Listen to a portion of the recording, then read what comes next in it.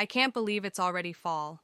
And you know what that means? It's time to start thinking about raking leaves. But have you ever considered the pros and cons of leaving leaves on your lawn? Let's dive in. First, raking leaves can help eliminate lawn thatch, reduce disease risk, and make your property look tidier. However, it's essential to rake at the right time.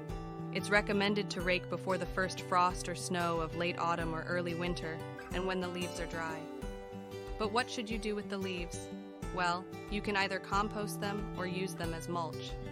Now, here's where things get interesting.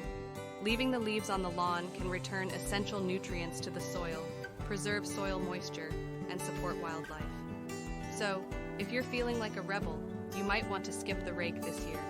Of course, there are alternatives to raking leaves. You can use a leaf blower or a mower fitted with a blade. At the end of the day, whether to rake or not is up to you and your lawn's needs. But please remember to dispose of the leaves responsibly and consider using them as mulch. Now, enjoy the beautiful fall weather.